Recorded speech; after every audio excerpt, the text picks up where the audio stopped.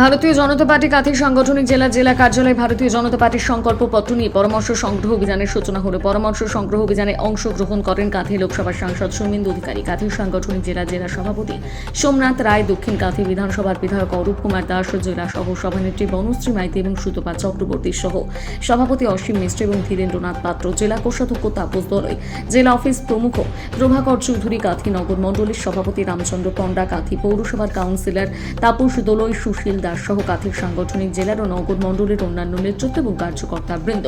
এই কর্মসূচিতে কাঁথির সাংসদ সৌমেন্দু অধিকারী কি বলেছেন আপনাদের সামনে তুলে ধরব। পূর্ব মেদিনীপুর থেকে রাজকুমারের রিপোর্ট, বিগ নিউজ বাংলা।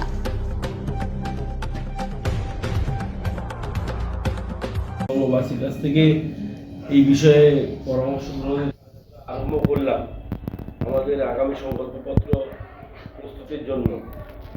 এখন আমরা ছোট্ট একটি আপনাদের মাধ্যমে প্রেস কনফারেন্স আমরা এখানে করছি। আমাদের এখানে জেলার সম্মানের সভাপতি শ্রী সোমনাথ রায় মহাশয় আছেন দক্ষিণ কাঁথির বিধায়ক অরূপ কুমার দাস মহাশয়, আমাদের জেলার সহসভাপতি ধীরেন্দ্রনাথ পাত্র, সুতপা চক্রবর্তী, বনশ্রী মাইতি, প্রাক্তন বিধায়ক অসীম মিশ্র সহ আমাদের নেতৃত্বগণ এখানে উপস্থিত আছেন। আমরা মূলত যে বিষয়টি আমাদের কাছে আছে আমরা এটা শেষ করে নিয়ে তারপরে পরবর্তী আপনাদের সঙ্গে আলাপচারিতায় আসব। পশ্চিমবঙ্গকে পুনরায় শ্রেষ্ঠত্বের আসনে ফিরিয়ে আনার লক্ষ্যে এবং 2026 সালের বিধানসভা নির্বাচনকে সামনে রেখে ভারতীয় জনতা পার্টি এক বিশেষ কর্মসূচি গ্রহণ করেছে। 7 ফেব্রুয়ারি 2026 তারিখে আনুষ্ঠানিকভাবে বিকশিত পশ্চিমবঙ্গ সংকল্পপত্র পরামর্শ সংগ্রহ অভিযান এর সূচনা করা হলো। এই অভিযানের মূল উদ্দেশ্য হলো শীতদাবিত ঘরে বসে নয়, বরং সাধারণ মানুষের প্রত্যক্ষ মতামত পরামর্শের ভিত্তিতে আগামী নির্বাচনে আমাদের সংকল্পপত্র বা ম্যানিফেস্টো তৈরি করা।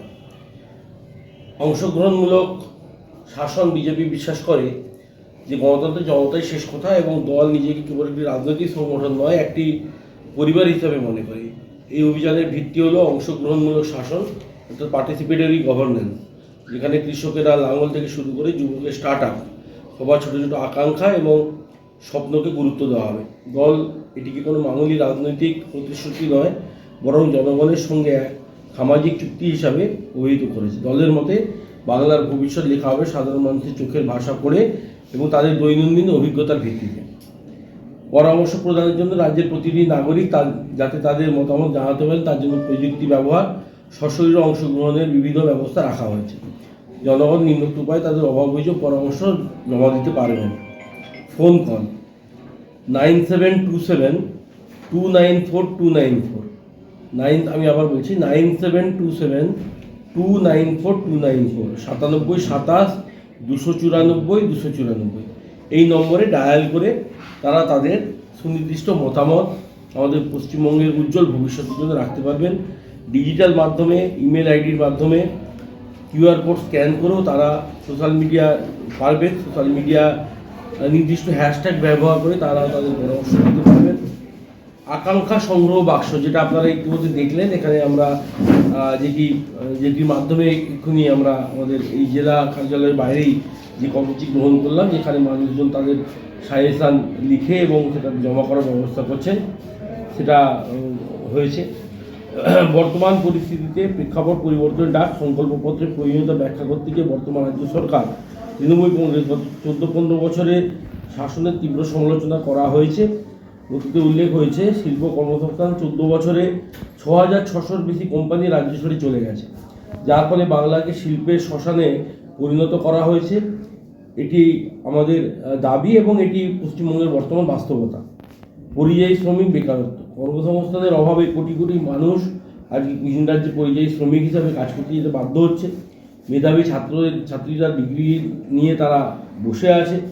সরকারি চাকরির বিভিন্ন পরীক্ষা দুর্নীতির একেবারে আখড়ায় পরিণত হয়েছে। অর্থনৈতিক অবস্থা, রাজ্যে ঋণের বোঝা 7.5 লক্ষ কোটি টাকা ছাড়িয়ে গেছে। মমতা বন্দ্যোপাধ্যায় যা পরিকল্পনা তাতে এটা তো বোধ হয় ভোটের আগে 10 লাখ কোটি টাকা ছাড়িয়ে যায়। দুর্নীতি, শিক্ষা থেকে রেশন, সর্বক্ষেত্রে দুর্নীতির একটা প্রাতিষ্ঠানিকতা রূপ দেওয়ার ব্যবস্থা মমতা বন্দ্যোপাধ্যায় সরকার করেছে। ভবিষ্যৎ রূপরেখা ও লক্ষ্য এই অভিযানের আমাদের মূল স্লোগান হলো আপনার ভাবনা আমাদের সংকল্প, আপনার